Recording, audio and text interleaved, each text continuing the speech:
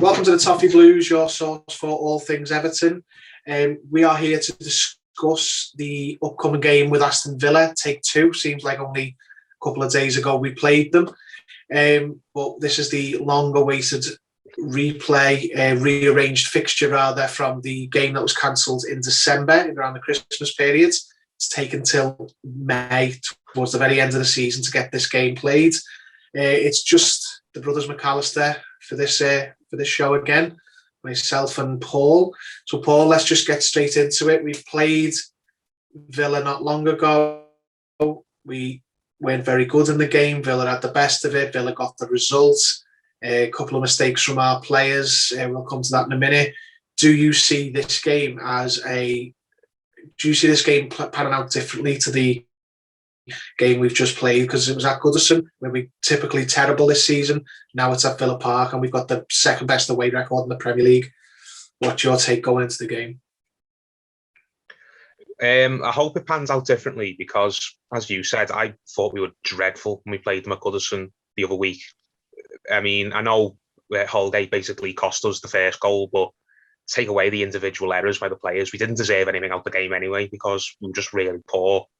And Aston Villa, who have got less to play for than us, their season, it's not over, but the chances of them climbing any higher in the table above us is very, very remote, even if they end up winning this game. So I was really disappointed with the attitude of the players a few weeks ago, and it's got to be an awful lot better than that, because if we put in a performance that's anywhere close to what it was a couple of weeks ago, then we're definitely not going to get anything out of this game for me. So I'm hoping it's a better performance. And as you said, we've got a much better away record, which gives you hope that the Everton that turns up away from home will rock up for this one. And hopefully you'd think Carlo Ancelotti's learned a couple of things as well, because he and the coaching staff will have analyse what happened in that home game, and they'll realise where Villa were able to hurt us and where we were vulnerable, and they'll be wanting to put that right as quickly as they can. It feels like the second leg of a two-legged fixture, doesn't it? It feels like we've maybe played them in the cup and they've drew first blood in the first leg, and we've got to go and put it right in this second leg, rather than just two completely separate things, which is what they are really, because this game's been rearranged. But I'm quietly hopeful. I mean, I do think Aston Villa are underrated as a side. They are really capable of damaging good teams. They've got some really good players. It's just a big plus for us that Watkins is not going to play, because Watkins was their man of the match last time. So we'll go into this in a minute, but if you'd offered me a point right now, I'd be very tempted to take it, But what about you? If I offered you a point in this game, would you take it? Or are you of the mentality that James is? When I was speaking to him in the West Ham post-match the other day, and I said to him, would you take a point against Aston Villa? And he said, absolutely not. No, they've just gone and beat us at our ground. We need to go to their grounds, return the favour now. But what about you? Is a point a good result, or is it not a good result? No, I agree with James. I don't think a point's good enough at this time. There's not enough games left now. We've drawn enough games earlier on in the season, not early season, but like in the last 2 months, where we could have won and should have won in some of them. So we can't be doing that now. We need to win games to put ourselves in the European positions. I agree with what you said about learning the lessons from the first game. I certainly don't think we'll have the same approach or same setup in this game, because let's be honest, we could have been a few goals down if it hadn't been for Jordan Pickford in the home game. And I can't imagine we'll play a high line with Godfrey and Holgate again, because that caused a lot of problems in that game. Now, you touched on it there. There's good news and bad news in the Aston Villa team news. Obviously, Ollie Watkins got his marching orders for diving in Villa's last game, so he'll miss the game, and that is very good news for us.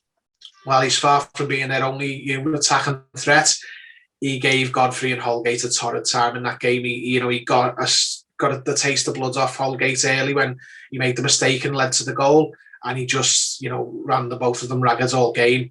I imagine we won't set up like that again. The bad news is that Jack Grealish is returning from injury in this game. He's 3 months out of the season, and if he hadn't got injured, I think he was on line to be in the team of the season, because he was absolutely fantastic. until he got the injury. He's one of the best midfielders in the league for my money, certainly one of the best number 10s, and it's just sod's law that his first game back from injury is against Everton. We couldn't have had this game arranged a few weeks ago when he would have still been injured, but that's just the Everton way. I think we're just unlucky in terms of that. So how are you looking at that? Grealish coming back here, what do you think might be a little bit rusty with his first game back after so long out? 3 months is not a 1 week injury, is it? Let's be honest. What do you think? Yeah, that's something to cling to, isn't it? The hope that Grealish, if he does play, because I saw that and Midlands journalist said he's fit to take part. Now, whether that means he's going to be starting or whether he's going to be on the bench, I haven't seen that. But even let's assume he's fit enough to start, you're going to have to think he's going to take a little while to get up to speed again, won't you? And he'll be using these games before the end of the season now to basically get himself firing for the Euros with England. So Grealish, you'd much rather he wasn't involved at all, but if he is going to be involved, then at least he's basically going to have a lot of rust on him because, as you said, 3 months is a long time to be out. And a lot of the players he was playing well with at the time of his injury have been in and out of form in that time. I mean, Barkley played well against us in the game at Goodison, but when Grealish and Barkley were firing in the first half of the season, they would look like an absolutely brilliant pairing. And then Barkley got injured himself, and then Barkley went off the boil. So you're hoping that the chemistry that is going to take a little while to get rekindled with Grealish coming back into the side. You'd hope. If you said to me now, you can only have Grealish or Watkins not play in the game, and the other one does have to play, who would you pick? I would pick to let Grealish play and have Watkins out the side because, as you said, I saw what Watkins did to us in that Goodison game. He absolutely had our back lines undies down. So I am glad that Watkins is out the side. I think that's a big, big plus. And if Grealish is going to be there, then hopefully we've got the players who can deal with him when he's half fit. Alan, Shackled, players similar to Grealish really well in games he's played this season. I remember when we went to Leicester and James Maddison was absolutely flying in terms of form, and he never got a sniff with Alan on the pitch when he was there. And even when Alan went off injured, Tom Davis managed to fill in the void pretty well. And Davis looks like he's back in the team now to start, isn't it? So I'm quietly confident that we can keep Grealish on a leash, hopefully. And I'm just really, really pleased that Ollie Watkins is not going to be there, because if he was, then I think we'd have a very, very hard day. Might have a hard day anyway, but it's undoubtedly going to be easier without Watkins there, giving our backline nightmares again. Yeah, I don't know about keeping Grealish on a leash. Like, I think that could come back to haunt you. I've got loads of time for Jack Grealish. He's a quality player. What I'm hoping for is not that one of our players does a job on him. I'm hoping he's not himself after so long out. I hope he takes a bit of time to get going. With regards to our team, what would you do? Would you go with the same team against West Ham because it's another away game, and the team that finished West Ham the team that started West Ham and Keane instead of Mina, I suppose I should say. Would you roll with that, or would you look to make some changes? Maybe bring Toffee in. Now we'll have another week, maybe not a week, another few days of training under his belt. Start him and take one of the centre backs out. Maybe Holgate didn't start. Maybe just go with Keane and Godfrey again. What would you do? Assuming Mina's not going to be fit, I really hope he is, because if Watkins is not going to play, then you think it's going to be that Wesley for Villa, who isn't anywhere near as good as Watkins, but he's a big unit of a striker, isn't he? And Mina did really well winning his physical battles with Antonio against West Ham. He got into him early, didn't he, and let him know he was there. And Antonio wasn't really able to get into the game much because he had a big, strong defender basically on his case constantly. And you'd hope that Mina could do something similar to Wesley. But assuming Mina's not going to be fit, then I'd put Michael Keane in with Godfrey and take Holgate out the side. I don't think Holgate should be starting any game between now and the end of the season if we can help it. Toffee, I mean, if he's fit enough to start, you've got to start him, haven't you? And he's our best midfielder, or our most important all-round midfielder, essentially. I mean, I don't want Davis and Garland to come off the side, so I'd leave them in and I'd put Toffee in with them. And it's maybe try and Sigurdsson be up top with Richarlison and Calvert-Lewin, maybe play as a 4-3-1-2. Try that out.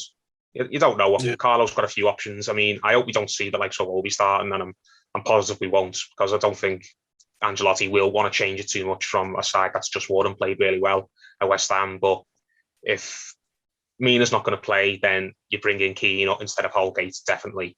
And if Tokore's fit and doesn't start, then I think you'd be silly not to try and get him into the team somewhere, even if it meant dropping Davis, which would be very, very harsh. But a fit Tokore can't be left out the Everton side, at least for me. Yeah, I mean, I agree on some points. Like I personally, I don't expect this to happen, but I would drop Holgate and go into a back four and bring Toure in, really, solidify that midfield. Because if you remember the home game, their midfield were just running through us. Like, Andre Gomez just doesn't stop anyone, does he? And we're going to need, we're going to need that presence in midfield. But what I actually expect to happen, what I think Carlo will do, I think he'll stick with the back three, but Toure will come in, but he'll drop Tom Davis. Now, I hope he doesn't. Tom Davis obviously played, a crucial part against West Ham in the win there, but Tom Davis seems like an easy drop. Like, he subs him off when he really shouldn't, and that's what I expect to happen. I think we'll get the same team, but obviously he'll swap Holgate for Mina because of injury, and I think we'll probably see Toure come back in for Davis. James could be fit, but then again, that's what Carlo says, and you should never listen to what Carlo says on injuries and press conferences, because he tells, he's fond of telling the old pork pies, isn't he? But yeah, so I think James could be a player who starts on the bench if he's fit, and then comes on. So because if any player in our team can change things up, it'll be him, and then we might even see him start the game after. They're going to probably be very careful with him. Other than that, I don't imagine there'll be sweeping changes, because if you looked at our bench against West Ham, there was a lot of senior players, the strongest bench we've had for a long time. But other than Toure and Holgate, I couldn't see any of the players being not for sale in the summer. Like the Delphs, King probably won't be here. It won't be if anyone comes in for him. I don't see any of these players, demanding to start, or giving the manager anything to think about. So I think it will be more or less the same team, and maybe one forces in change and might move Toure in. With regards to the result, are you going to stick your neck out? What are we thinking for the result? I'd really love to win this, because that game that we lost to them was one of the most annoying defeats we've had all season. I know we've had quite a few games where we've all just thrown our hands up and maybe overreacted and gone with, oh, Europe's gone, it's over. And I'm one of those people, with Evertonians, it's in our nature to kind of fly off the handle and think things are worse than what they are. But I'd love to win, and that performance against West Ham has really given me hope, because I didn't think we were going to get a win there. Definitely not. I thought we'd be lucky to get a draw, because West Ham were in such great form, and the morale around our fan base was just so low after the Villa defeat. But I am going to stick my neck out, as you just said. I really want to win, and a win would go a long way to getting us in Europe, which we're all desperate for. I'm going to go for another 1-0. I really hope so. A game very similar to the game we've just seen against West Ham, where maybe they were under the cosh for long periods and they have more efforts on target than we do. But I'm confident if we can get in the lead, that we can keep the lead, just like just done against West Ham. If we can get the first goal, then without Ollie Watkins there causing mayhem for our back line, and with hopefully if Grealish is not fully firing, has got rust to shake off, I can just see them really struggling to get in behind us and make the breakthrough. I'm going to go with a 1-0 goal in the first half, like against West Ham, maybe Calvert-Lewin again or Richarlison, and we'll have to ride out the storm. We'll be very nervous, but I think we can get over the line just like we did against West Ham in the last game. So I'll go for a hard-fought, scrappy 1-0 win. Yeah, I could imagine us winning this game. I could imagine us drawing the game, and I can imagine us losing the game. It's very hard to predict. They're a very good team, Aston Villa. I think I know a lot of teams could say this, not least us. I think without some of the injuries they've had, they'd be much higher up the table than they are. So I think they're better than Arsenal, as a team, and yeah, so on and so forth. Other than Harry Kane, I think they're better than Tottenham. honestly. I think they're a very underrated side who just had injuries at crucial moments in the season. To be honest, based on the games we played against Tottenham, we played them 3 times, 1-2, drew 1. We're better than Tottenham, yeah. Yeah, the one. That's why it'll be such a kick in the balls if we don't get above them and get in Europe. Our own fault for the games we've lost, but I'm going to go with. I'm just going to be positive and go with a 2-1. I think it'll be very similar to the game we had at Goodison. It was very open at Goodison. I don't expect it to be that open again, but I think we'll trade blows back and forth. And whereas they, scored the decisive goal, it was 2-1, wasn't it? I think we'll score the. I think it'll be 1-1, and then we'll score the decisive goal. Or if we go full Everton, we'll probably go 2-0 up and then just concede one, so we can't relax for the rest of the game. Be classic Everton, that, wouldn't it? But just any type of win will do. Same as against West Ham, because I'm so desperate for us to get Europe. I really am, and it's there for us to grab. Even if we don't win this game, if it is a draw, it's still attainable, because I think that if we can get 7 points out of these last 3 games, then we've got Europe. I know it's not guaranteed, but if we get 61 or 62 points, surely that would be enough considering the form Tottenham are in, because they've got to play Wolves at home. Now, I know Wolves' season's finished as well, but as you said, they've got Ryan Mason there and all their players have gone on holiday, and Harry Kane doesn't want to be there. He's just waiting for the summer to go off for England, isn't he? So I don't think Spurs are going to get 6 points from this last 3 games. So if we can get 6 points or more, then I think we get Europe. And if we can get a point in this, it wouldn't be the worst result for me. But if we get a win, it's an absolutely cracking result, considering we've still got the likes of Sheffield to play. I know there isn't a bank in the Premier League, but you need to consider that game a banker if we're serious for going forwards, because they're already relegated. So a win here would be absolutely massive. Probably one of the biggest wins of the season. Yeah, I mean, I want to finish. I think, it's going to be, top 4, then it'll be, 5th and 6th, and then I think we're fighting for 7th. I've got to be honest, because there's current top 4, 2 Manchester clubs: Leicester, Chelsea, Liverpool, and then after that, I think if Tottenham get into the Europa Conference League, all those, even though their fans have got no right to, because what have they won? They'll just moan and moan and moan like they don't want to be in it. It's a farmers' competition. They don't like, they'll play. They don't want to be in this competition, whereas we do. So yeah, I just, football and gods, give the 2 fans what they want. They don't want to be in it. Fine, they can have a fresh season, no Europe next season, rather than being that, and we can go into Europe and we'll take it seriously, and we'll enjoy some of the trips away to the far flungs of Europe. Exactly. But, I don't think. Sorry. I don't think any new manager who goes in there next season would want to be in it anyway. I agree with you. I think he just want a clean slate, 1 game a week season. So I'm sure Tottenham's accounts department want them to be in it, because regardless of what it is, it's money. It brings money in. European football is better than no European football. But on a fan level, their fans will just whinge like they're too good for it, even though they've won 1 League Cup in God knows how long. Why are they too good for it? Like, I don't think we're too good for it. We haven't won nothing for ages. So this game is huge. We need to. This is the fabled game in hand that we've had it in hand for months, since December. Well, we've got a game in hand. Well, once this game's done, there's no game in hand. We're just the same as everybody else. So we need to make it count. If we win this, we're right in the mix. If we lose it, and the other teams can just pull away from us and there's no time left, we've got to get ourselves in a strong position going into the last game of the season against City. We don't want to be needing the points desperately against the best team in Europe, which is what they effectively are. Even if they don't win the Champions League, there's just no getting away from it. They're the best team in Europe.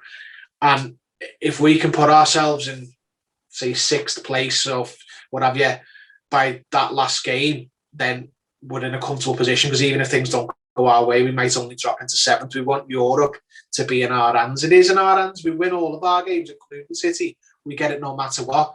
So we need to make amends for that game the other day against Villa and win this game. People went into the West Ham game with doubts that the team was going to let them down. This is a funny team. They can lose games that you expect them to win, and they can win games you expect them to lose. We need to make this a game that we win. Yeah, I'm just looking now. Tottenham's last 3 games are Wolves, Villa, and then Leicester. After we've got this game against Villa, then we've got I think it's Sheffield, then we've got Wolves, and then we've got City. Now, as much as you want to hope, no one's going into the City game with any delusions that we're going to be getting anything out of that, I don't think. So effectively, we've got 3 games left that people think we can get points and should get points out of, same as Tottenham. We've both got to play Wolves and Villa, and then they've got Leicester and we've got Sheffield. We have to get more points out of those 3 games than what Tottenham get in their 3 games. And I would not pick Tottenham to beat Aston Villa. Really wouldn't. And I probably wouldn't pick them to beat Wolves either. And I definitely wouldn't pick them to beat Leicester. But you never know. They could just have one of those days where it all clicks for them. If we can get 7 points out of those 3 fixtures, I think that's enough. I do not see Tottenham getting 6 or 7 points out of their 3 fixtures. And as you said, we get in the Europa Conference League, we will treat it as something that we're glad to be in. We'll enjoy the away days. The players will enjoy the experience. Ancelotti, even though he's used to far bigger stages, will be glad to have got the club in a European competition so he can rotate and hopefully sell more players on who he wants to get in the summer on the fact that we're a club that's going forwards. Tottenham, if they go in it, will just turn the nose up, act like it's a chore, and probably won't even play their first team in it until the semi-finals at least. Whereas we'll be able to play fringe players in it, but still treat it as games that we care about, that we want to win. So I'm absolutely desperate for us to win this game and then win the games afterwards, because we have to finish above Tottenham, considering all the chaos that's gone on in their season and considering what's on the line for us if we do. So I'm going to stick my neck out and say as a 1-0. I really hope we can get this, because if we get this win, then I think it will go a long, long way, because other than City, this is our hardest game. I don't think the Sheffield game or the Wolves game at home, because you've got to remember, I know we've been poor at home, but for the Wolves game, we'll have fans back in there. And we played really well with fans back in the stadium for the Arsenal and Chelsea games. This, other than City away, is our hardest game of the season that's left. And if we can win here, then I think there's absolutely no reason why we can't go and win those other 2 as well. Yeah, I agree. Just win Everton. It's come to the crunch now. We need to win these games. But that's what we've both gone for. We've both gone for the win. 1-0 for you and 2-1 for me. So fingers crossed, and we'll probably end it there. So yeah, thanks very much for watching. Hopefully won't be too many more of just the brothers McAllister, as Jerry likes to call us. It's not my natural fit, but I'm doing a job out of position hosting things. But yeah, thank you very much for watching. Please, make sure you go on. Sorry, just before we finish, sorry I cut you off there when you were doing your outro. I'm sorry for putting you off, but we're the same as Sam Allardyce for England. We're 1 for 1. We previewed West Ham and we won, and let's get another one here. So hopefully it's a good luck charm. Yeah, definitely. Speaking of Allardyce, unlucky mate. I wanted to get that in. So, yeah. Thank you very much for watching. Please subscribe to the Toffee Blues YouTube channel. Follow Toffee Blues on Twitter, Instagram, all the good social media, and some of the bad ones as well, and obviously the same for myself and Paul. So thank you very much for watching on the Toffee Blues.